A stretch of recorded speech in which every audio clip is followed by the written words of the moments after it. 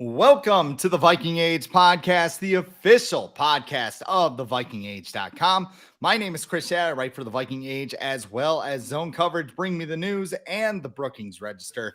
My co-host is Adam Patrick. He is the managing editor of the Viking Age, and we do this every Monday and Thursday right here on the Viking Age YouTube channel, on Apple, Spotify, every Tuesday and Friday.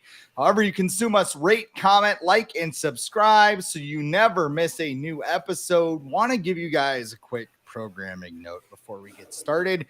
So we're going to change things up. Adam wants to do future endeavors. He's not completely leaving, but he's just going to be on once a week now. We're not WWE. We're not firing him, but he's just going to be on once a week now. Moving to the commentator booth. Yes, moving to the commentator booth, and we'll just have him come in. And usually it'll be after an unexplainable Viking loss, or in the case of last year, how the hell did they come back? That sort of thing. So we will air at 6:15 live or around that point, because like even right now it's 6:30, and because I was just screaming and ranting like a lunatic, like, how was your weekend? And I just went blah, like, yeah. So this will remain unchanged unless like previous commitments or whatever. So 6:15 p.m. Central Time, log on. We might be late, but if you give us 10-15 minutes, we should be on within there. Now people are going to light us up like, you're late. No, yeah, okay, whatever. The show tells me I'm late all the time with my swing. I don't care. The Thursday show, however, because I won't have Adam every week, that is going to be a weekly guest. So this Thursday, as of right now, the plan is to have Matthew Collar of Purple Insider on the show. The following week, who knows? Could be somebody within the Vikings Twitter sphere that you've heard of, not like the Elephant Graveyard area of Vikings Twitter, like, cool people. It could be a beat reporter. It could be a friend of mine that I just enjoy talking Vikings with. I don't know. I feel like it should be like a WWE style unveiling. Like maybe I'll hire like Jim Ross just to like do like 5 seconds. My God, Adam Patrick's here. Do like the draft. The draft, like the WWE draft, where like it does the shuffle on the. Oh yeah, it's just got like a whole bunch of people, like Adrian Peterson and Randy Moss are on there, like to start getting people going. Like, are they really gonna have AP or Moss on that? You never know. So that will air. It will be pre-recorded, but it will air at 6:15 p.m. Central Time every Thursday night. We'll try and stay consistent with that. If that changes, I will let you know, because we're still kind of working the kinks out. So there's your programming note. If you enjoyed the show, thank you. I appreciate it. It's one of the reasons why I decided to stay. I think, what are we up to? 700 subscribers? 725. 725. Can we get to 800 before the start of the season? Let's put out the challenge. Yeah. 800 subscribers. I'm not going to like chug salsa or like drink bleach or anything if we get to 800 subscribers. But I mean, it'd be cool. Like, hey, we're up to 800 and we started with 0. So pretty cool deal. Fansite is even liking it. They're like, yeah, get us that cash. They compensate us, but and I'm going down a very slippery slope here. So today we are going to do a rewatchable. But the problem with that is that it's a 3-hour football game. And I had to cover the MLB draft over the weekend, and the red, boiling hot, red as my shirt, Minnesota Twins, who lost 15-2, and somehow people think they're World Series contenders. I didn't know they lost that bad. Oh my God. To who? The Orioles. So it was... Yep. Final game before the All-Star break. I'll go off on this. Are the Orioles good? I don't give a shit. What the Orioles are? Yeah, the entire American League East is good. The Twins' problem, for those who don't follow baseball, is that they have a pretty good pitching staff. They have 2 starters that are actually going to be in the All-Star game on Tuesday night in Seattle. So that's pretty good.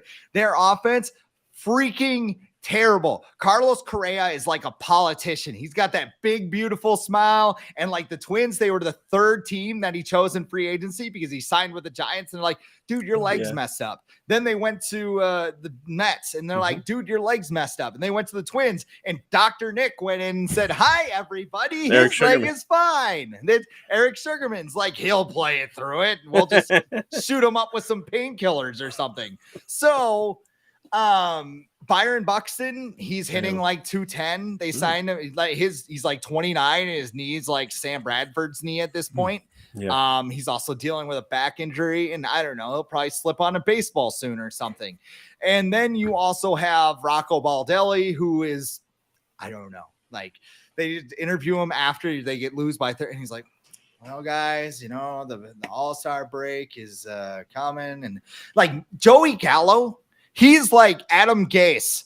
Like like he's in the box and he's just like looking around and like there's like he moves like there's a freaking bee in his jersey at all times. He swings at everything. Max Kepler, he's basically Mr. Gaslighting because all the nerds are like, well, look at the numbers, the stat cat. There's so much red in there, and he hits like 200.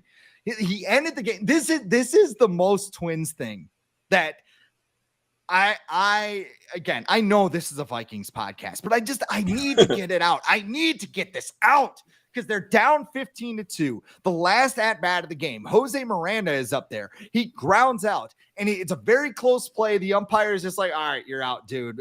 It's a 13-run game. And Rocco Baldelli goes, I would like to challenge that call, please. And they overturn it, and it's a hit. So then Max Kepler comes up and he has his bat and he ends the game with the most half-ass swing that he could possibly have.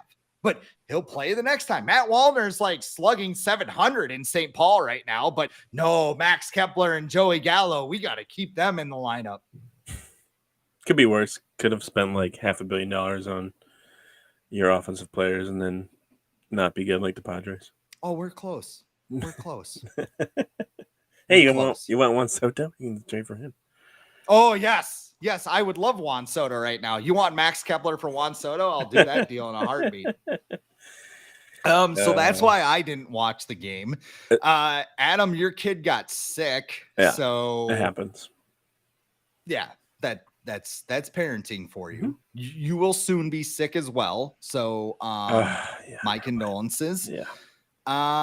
So yeah, we're just gonna talk about random things. It's July.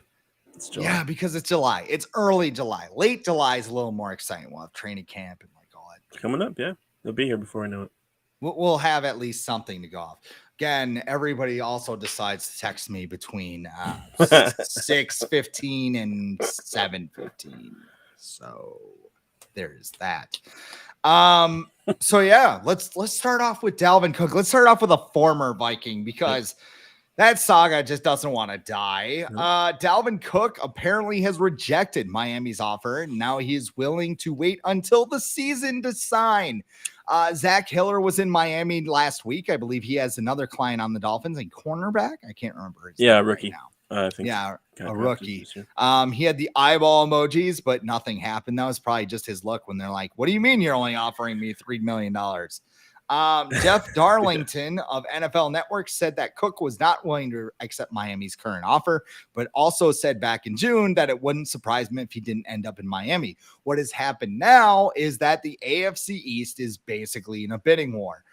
Pro Football Talks Mike Florio said that the Jets are interested as they wait on Breece Hall's status. He shredded his knee. They're not sure how long it's going to take him to recover from that. Right.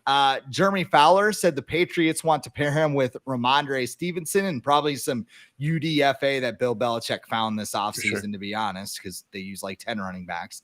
And even the Bills are still lurking out there because of James Cook, but it just doesn't seem like they're interested right now. So Cook is reportedly willing to wait until the regular season to sign.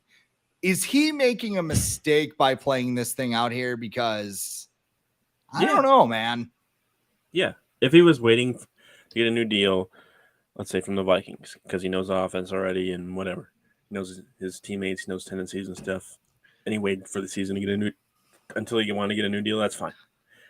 But he doesn't have a team, and like this whole we're gonna wait till in the middle of training camp. We're gonna wait till the season, maybe, just because I think it was Cameron Wolf from NFL Network who said that Dalvin Cook still views himself as one of the best running backs in the NFL, and he wants to get paid accordingly, which is fine. You should view yourself that way, and he, technically he is. But if he hasn't noticed, nobody wants to pay running backs anymore. So, look at Saquon Barkley, look at Josh Jacobs. They have the franchise tag, and those teams still don't want to pay them that much money either. So, and I also don't know what Dalvin Cook is expecting or what his team of people is expecting him to get. Like a team loses their running back in the middle of training camp. They're like, oh, we want to pay Dalvin Cook, $12 $11 million. Yeah, we're totally in on that. And it's like, it's not going to happen. So, I kind of wrote about this a little bit today that he's kind of I feel like he's getting bad advice where, you don't have a team. The longer you wait, longer it's going to take you to go in and establish that you are the player or the running back that deserves to have the most touches in the backfield of whatever team that you're going to be on. And then the longer you wait, the more money it's going to cost you. So you might not like the offers that you're getting now, but they're not going to get any better. A team's not going to come to you in September or October, like you said, and give you, here's $12 million for a year. No, it's not good. And I think he wanted to get closer to 10, so maybe he's looking for 9 or 8 million. Even that, he's not going to get that. And we don't know how much Miami offered. I'm going to guess they didn't offer him, something that paid him $8 million next year, at least. But yeah, I don't think he's taking the right approach to this, or the people who are in his ear are taking the right approach to this, because I think it's best for him to just find a team and get into camp, because right now it's not and I know running backs, you can plug and play them easier than some other positions in the NFL, but I still feel like Pacheco. yeah, but I still feel like, he's going to a new team, and it's not a guarantee that he's going to go to a place where, he knows the system. So I just think the longer he takes, the longer it's going to hurt him. Because the longer he takes too, it could hurt him next year. Say he becomes a free agent again. Like this whole process right now could put him, behind the mark for next year too as well. So I don't really know what their strategy is, and I think they think if they wait longer, they're going to get more money, but that's not going to happen. So I don't know. I remember the report. I think it was Pelissero said, the Vikings wanted to do, or no, I think that was Fowler actually, the do right by Dalvin thing. Right. Some people just can't be saved, honestly. And I think you're onto something with the bad advice, because I don't know, like we said, if somebody gets hurt in training camp, I don't think it's gonna be like a Rick Spielman situation where you trade a first for Sam Bradford, which, by the way, that was a quarterback. Excuse me. Right. That was a quarterback. So with a running back, I don't know. Okay, we'll bring it $2,000. Okay, you don't want to $2,000, $2 million. Sorry, my brain is just fried, as you can tell. That's really low. That I would be pissed too if I were Dalvin. You're gonna give me $2,000? Bleep off. The thing is, no one even traded for him either. So right.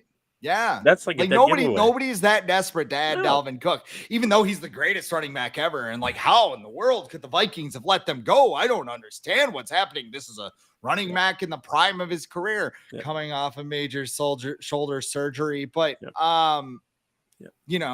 is he even going to be effective if he shows up a week before the regular season? Honestly, I would think that he'd have trouble with the offense, unless he wants to find that perfect fit, right? That bread and butter, as he called it. Yeah.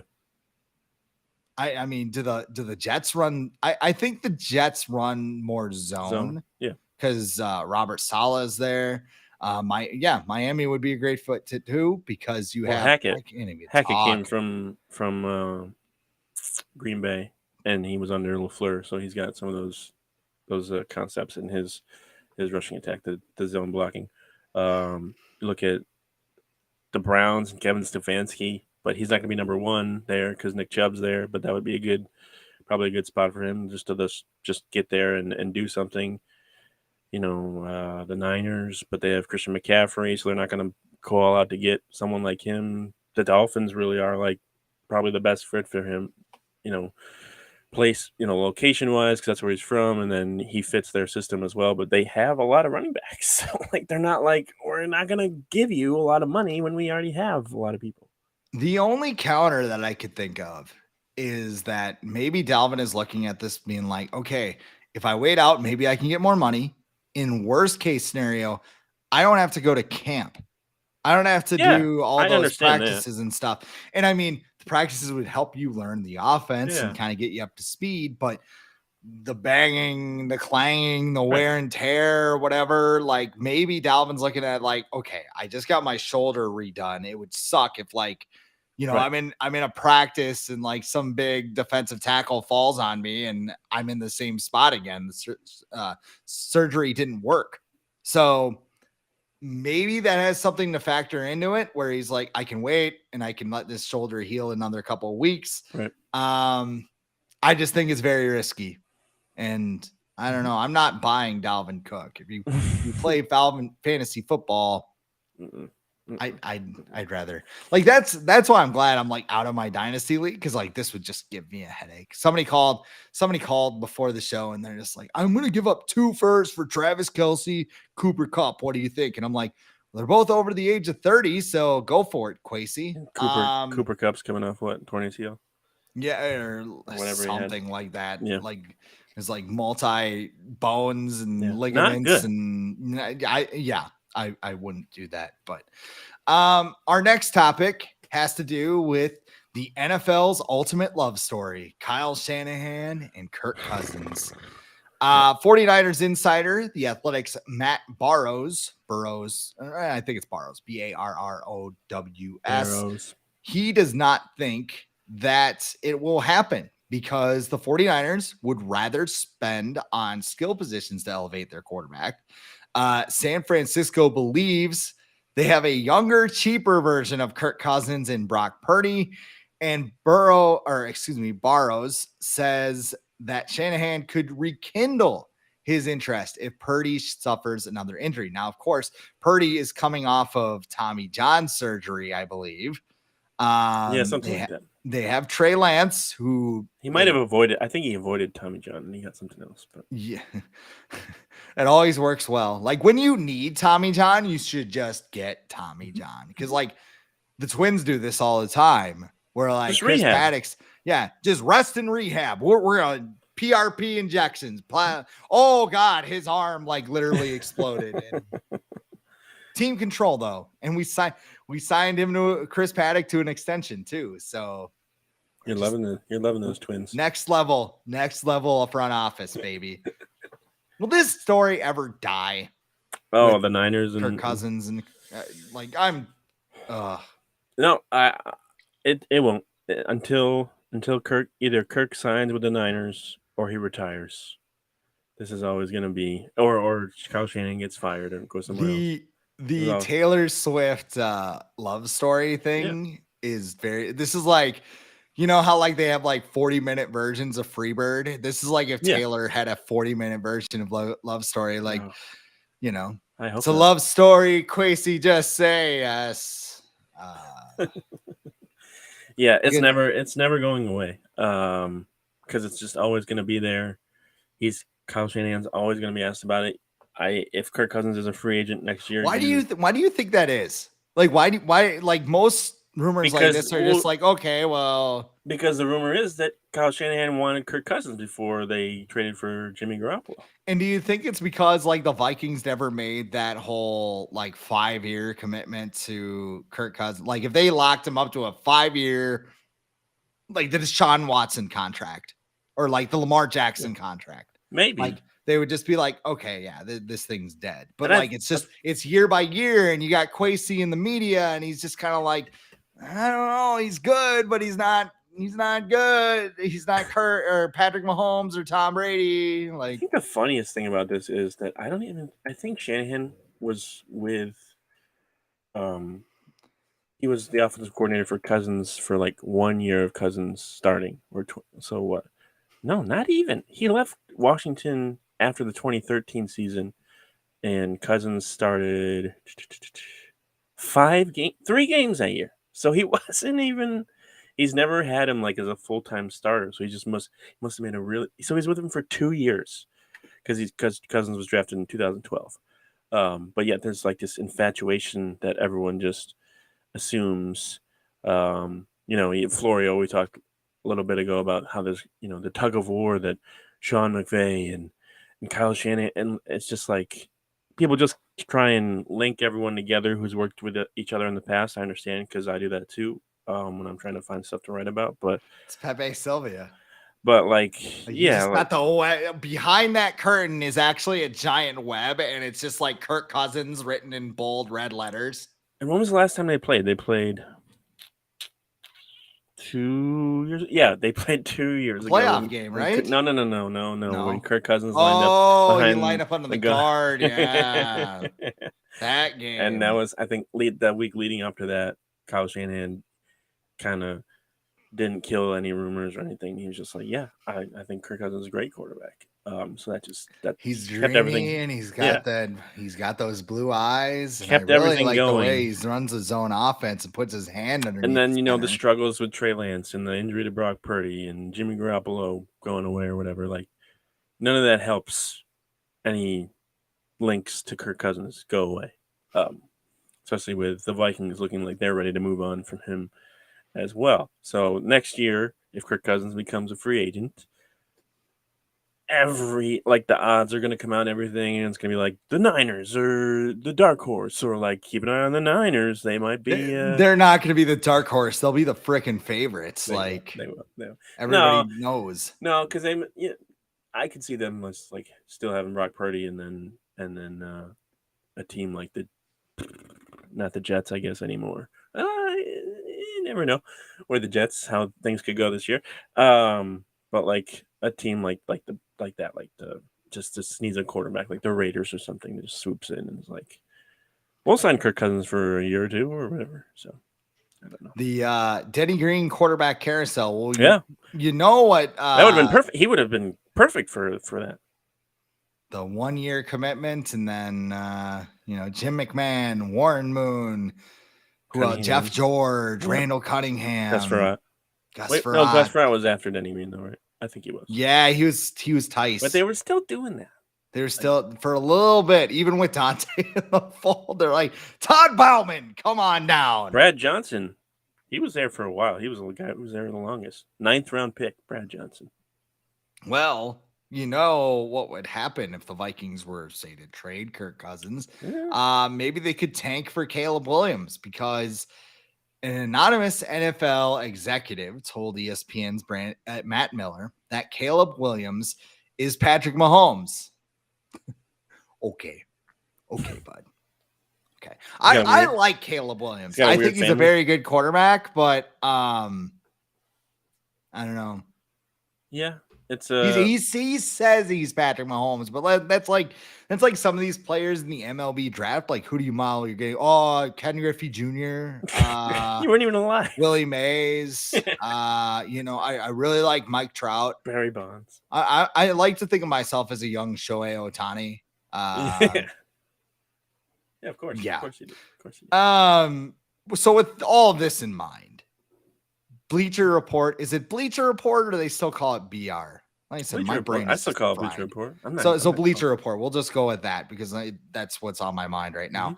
Brett Sobleski said that the Vikings should tank for Caleb Williams. His actual quote, cross your fingers that I can actually read this. Okay.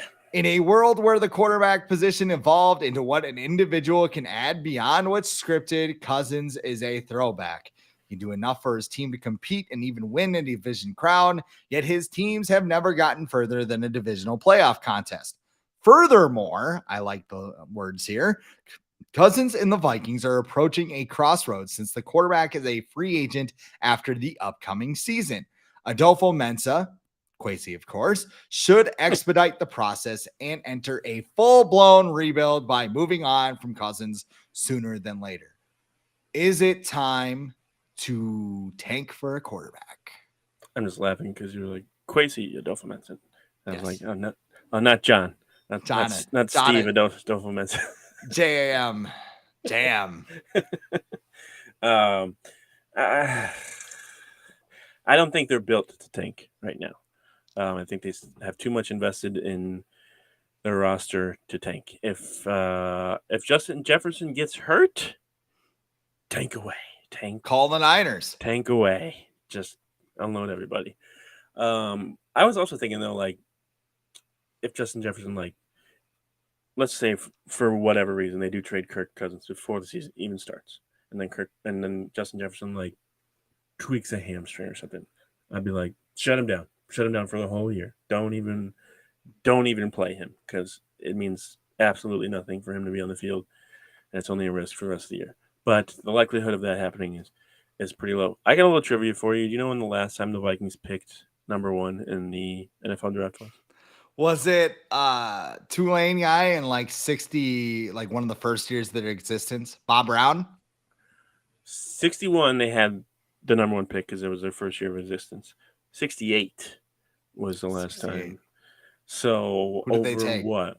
Oh, now you gotta make me look it up.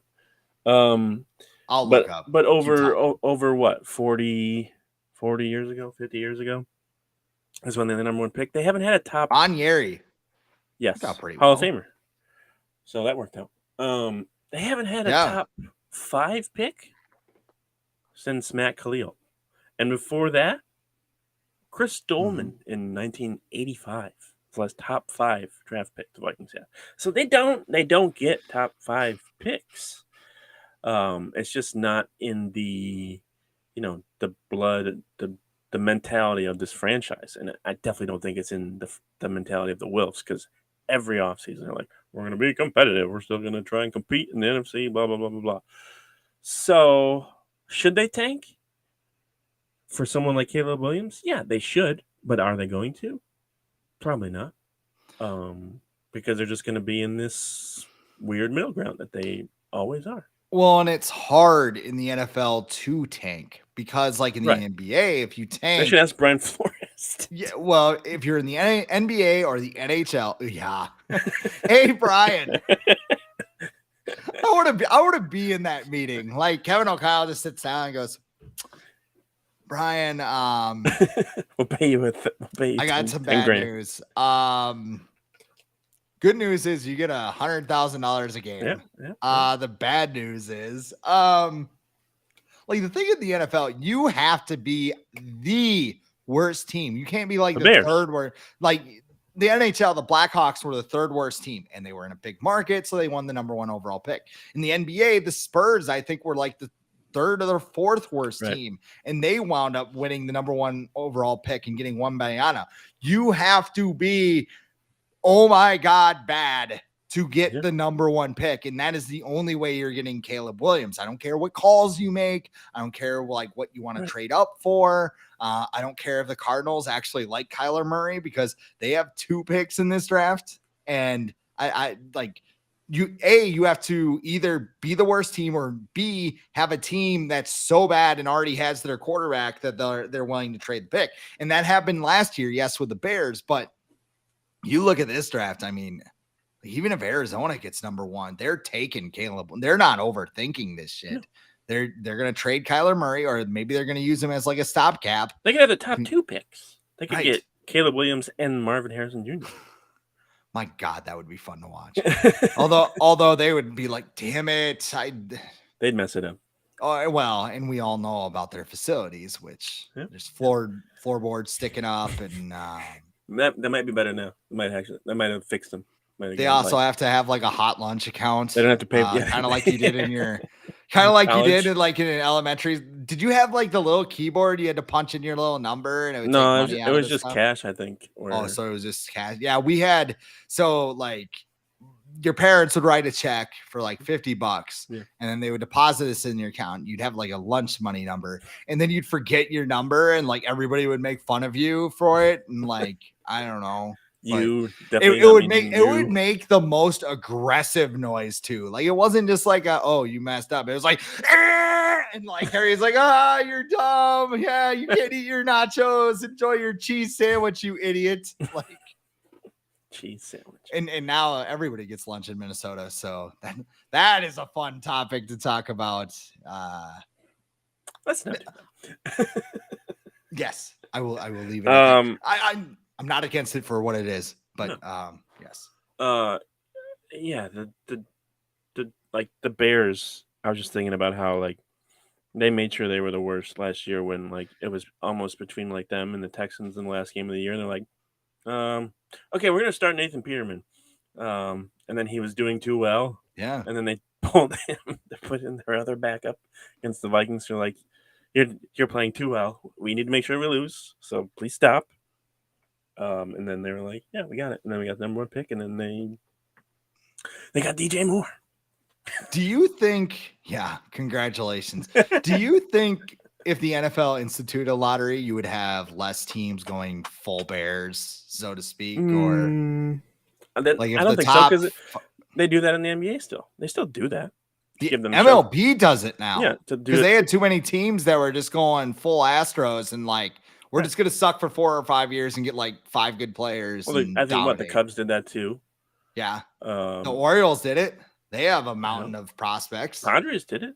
Mm-hmm. So like, it's effective in certain sports, like baseball. It works.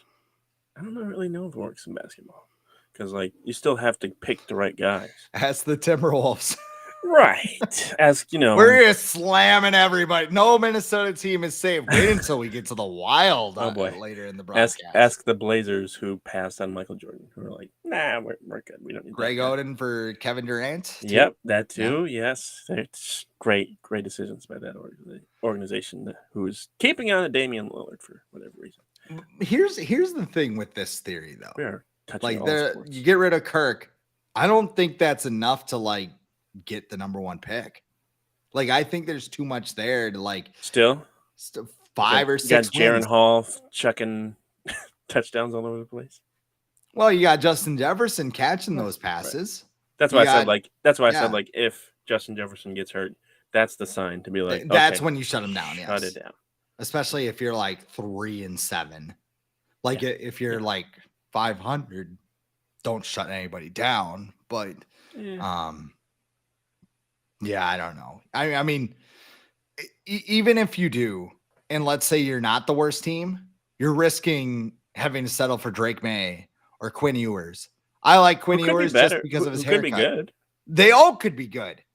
Caleb Williams could be Patrick Mahomes, or he could just be terrible. Like the draft is random, right? But could be Kyler Murray. I don't know. You know what's a more realistic situation in the draft for the Vikings? Well, we're about to find out because it's mock draft season in July, baby. It's July. Mock drafts will never die. No. They will never go out of style. And ESPN's Jordan Reed of Vikings Twitter fame, formerly climbing the pocket. Formerly of the Viking age. Yeah, formerly of the Viking age. He thinks the Vikings will pick 21st in the draft, which I think makes them a playoff team, right? They always pick 21st. 22nd, 21st, every mock in there. And they take edge rusher. I love this name. Chop Robinson. Oh yeah. You got that is a good edge rusher name. Who do you think his favorite wrestler is? Gunther? I was gonna say Juice Robinson, but I don't know. The Chop. A certain chop. I don't know why that popped into my head. Brains fried today. Sorry, guys. Reed wrote, Danielle Hunter's future with the Vikings is in question, even if the two sides are able to come to terms on a restructured contract. Minnesota lacks dependable options off the edge. Marcus Davenport signed for just 1 year, and other players at the position have yet to develop into true starters. Pro Football Network's Cam Mueller.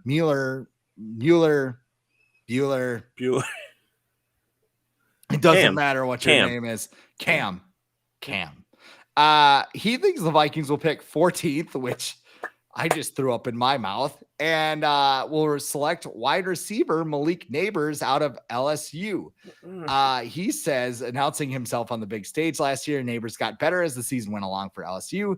Now the crafty route runner and speed threat, sounds familiar, is out to prove 2022 was no fluke. If he does so, LSU wins serious games and he lands easily in the top half of the first round. Which is more likely, the Vikings take an edge rusher or a receiver in next year's draft? I mean, they have Justin Jefferson, and they just drafted a receiver with the first round pick. So a speedy, crafty route runner and speed threat, you would say? Sorry, Cam. I think the Vikings are going to go with the edge rusher, and I think they should because Daniel Hunter, like we said, we still don't know about Daniel Hunter. He might not even play for the Vikings next season or ever again. And Marcus Davenport is under a 1-year deal. I know this guy hasn't done a lot, but DJ Wanham, he's going to be a free agent next year, so that's someone else who's not going to be there. And so the need for an edge rusher, a good edge rusher, is there more than they need for a receiver in the top 15 picks. Sometimes I think like people do these mock drafts and just look at like the selections and don't really look at the teams. And then you look and you're like, why are the Vikings drafting a receiver in the first round? Did someone like I would be fine if he was like Jordan Addison didn't work out. And or does he know something about Justin Jefferson's contract? No, you stop that. I will stop that. But I mean, I'm just saying. No, I'm not. Signed. Don't plant that seed anywhere. Don't do that. But it's just an odd selection. So I'll stick with the Viking age alumnus and go with Jordan Reed's pick with the edge rusher. I will play devil's advocate because okay, I don't think Justin Jefferson's going anywhere. I'm going to put that to bed right now. Jordan Addison, I think he'll be fine. I think he'll be a good number 2 or whatever. The thing is, if the Vikings are an analytical front office, they will value premium positions, and wide receiver is a premium position. So maybe I wouldn't take what's this expensive too. I already forgot. If they're good. Malik Neighbors, and they're probably going to lose KJ Osborne next year. Yeah. So, I mean, that's a thing.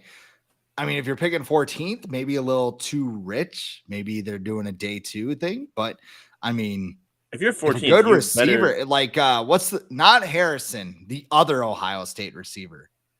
I don't know. You want to go Ekaway? I'm having a Jason Witten moment. Not even going to try that. No. You if just looked at it, you're like, no. Nope, not gonna do that. If their pick is slotted at 14, they better be trading up for a quarterback. Like that would be inexcusable. If they were bad enough to be the 14th pick, you better be trading up to get a quarterback. Especially in this draft. Yeah. Where you have 3 guys that are apparently good enough to be surefire number 1 overall or first round picks. Oh my God. I am You never know. Hey, we don't know about this upcoming college football season. People could get hurt. People could play better. People come out of nowhere. Burrow. I was just gonna say that. Like no one saw that coming. And he turned out pretty good. He's been pretty good. He's been good enough that he got invited to that white party at Michael Rubin's house. So don't know if you saw that. I did see the tweet where they're like, everybody's out here partying. Deshaun Watson is grinding, and somebody goes, he's not allowed to go to those places. He brought his own towel.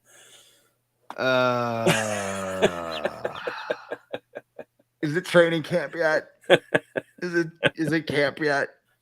I'm gonna say more things that get me in trouble. I would say corner maybe would be the one position that they might take. I mean, this is all just really early. You're just kind of looking into the future. But I mean, if Byron Murphy doesn't kind of pick things up right away, and maybe Mekhi Blackman's just okay, and especially if Andrew Booth and Caleb Evans are just flops, corner is going to be in high demand again. The only problem is, defensive tackle. I think it's a bigger need than people think.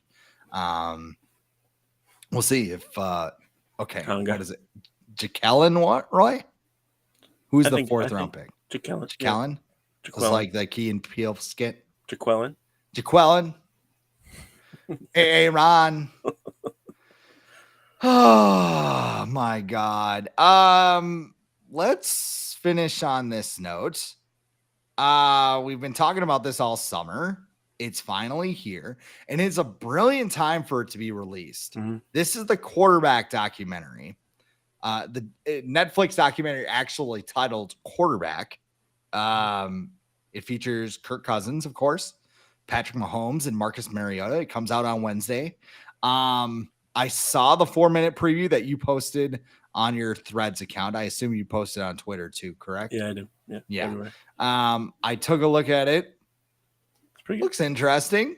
It's Kirk reading to his kid about the NFL roughing the passer rules. And yeah, I like that book that he had actually. That was Sports a cool Illustrated book. Why to just kind of explain stuff. I'm probably gonna order that for my kids actually. Yeah. But it's kind of interesting. Cool. They're like, why are there so many rules for quarterbacks? It's like that's a weird thing to include in there. I'm kind of a little skeptical about. Kirk probably picked out the one with the. Is there a quarterback edition? Thank you. Of course, yes. Of course. Why can't edge rushers perform a Mortal Kombat fatality on Daddy? No, it looks good. I don't know if I've been trying to find out if like the whole series is getting released on Wednesday or if they were just releasing it a couple of episodes at a time, because I know the Vikings are holding like a sneak preview or whatever on Tuesday at TCO Stadium where you can go and watch like the first 2 episodes in a stadium, which is going to probably be a weird viewing experience because they asked you not to bring chairs, so you have to like everyone's sitting on a blanket. So, but whatever. It'll be fun for people. Yeah, it looks good. I enjoyed some of like the brief flashes of things that Kirk Cousins is doing in there. There was a clip of him like I think he was looking at film and he had like all these wires attached to his head while he was like reading film, and I'm just like, what is he doing? He climbed into the hyperbaric chamber that he has. They showed, Patrick Mahomes freaking out on the sideline, which was pretty intriguing of him going to like Andy Reid, like, fuck, no, I'm not coming out. So don't even think about taking me out. And Andy Reid's just like, damn it. Then Mariota, of course, just sucking. And it looks like he had like his wife was expecting a baby. So that's a great time to see your career just not do that well. And then Kirk Cousins just, having the season that he did, which was very entertaining. The Vikings were successful in the whole Kirk O'Chains thing. So I'm very interested in this.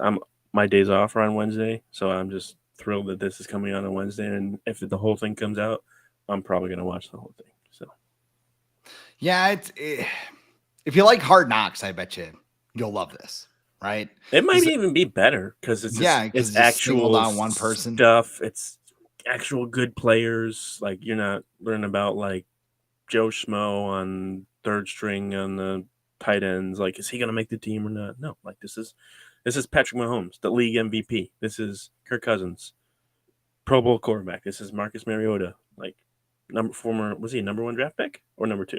Number 2. Number 2. Behind Jameis Winston. Jameis Winston. Woo, what a draft class. They played each other in the first college football playoff too. And that was the one where I think Jameis fumbled and went back like 70 yards. I think they played each other to open their careers too in the NFL. What a 1-2 punch they've become.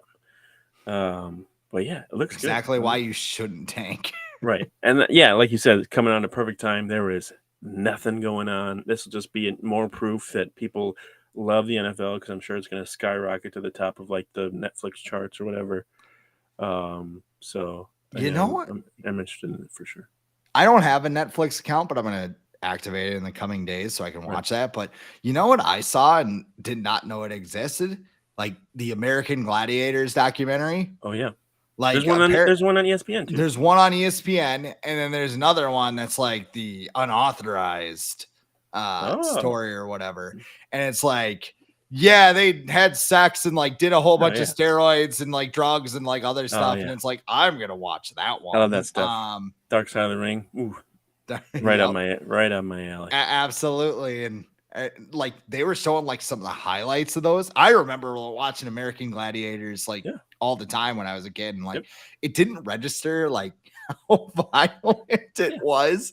And you're watching those things like they're like breaking their nose. They're showing like people like breaking their fingers, and like you and I watch like pro wrestling, but I mean, there's like a set. They at least they were trying to hurt each other. Yeah. They're trying to like pull things off, and like they were in the middle of doing steroids, so they were like having roid rage on like these normal contestants who are like, "I'm just trying to win money," and they're like, "Get over here!" Mortal Kombat fatalities. Yeah, they're like, but in throw you off at the top of this, like balcony or whatever, and I'm gonna win. Oh, what an idea for a game show. What a time to be alive. It was just stolen. Like, what's that? It was a stolen idea. I learned that in the ESPN one. That the guy. I might have to watch both. The creator of it stole it from somebody else. So yeah, I'll have to check both out. But that's always so weird when like two, I guess you would call them platforms, come out with like documentaries on the same thing at like the same time. Because I think they did that with Firefest. I don't remember that. If you watch any of those, they did that with like Woodstock. Winning Time. I mean, I know the show Winning Time wasn't exact, but it was based off the book. Yeah, and then they had like an actual they have a show NBA. Now. Yeah, they had a show, and then they had like a Hulu second season's coming out. Yeah. Yep. Oh, they have a second. I haven't watched Winning Time. I actually should. Well, it's directed by the guy who directed Step Brothers, so like it's kind of he's done other stuff too, obviously. Kind of goofy. Yeah, I like the work that he does. Because Step Brothers is hilarious. It is a cinematic treasure. It's so good. They don't make movies like that anymore. Anyway, all right. So it's July. Netflix. It's July. If anyone needs it, just I'm sure you can find it somewhere illegally. That's why I'm excited. I love having you as a co-host, obviously, but that's why I'm excited to have Caller on, because like I can get a different perspective and kind of look ahead at training camp and like, what do you think about this team? He might shrug his shoulders. I don't know, but it's different than me and you talking about wrestling all the time. And I think he's like crying and that was enjoyable. I think Caller, he's always known to give you an honest opinion, so I don't think he's going to hold back on anything. He's never been afraid to criticize the Vikings if they deserve criticism. It's going to be a fun episode on Thursday, but that is all the time we have for today. This has been the Viking Age Podcast, the official podcast of thevikingage.com. We do this every Monday and Thursday night right here on the Viking Age YouTube channel. We're on Apple and Spotify the very next day, but it don't matter how you consume us. Rate, comment, like, share, and subscribe so you never miss a new episode. For Head and Patrick, I am Chris Schad, and we'll talk to you next time on the Viking Age Podcast.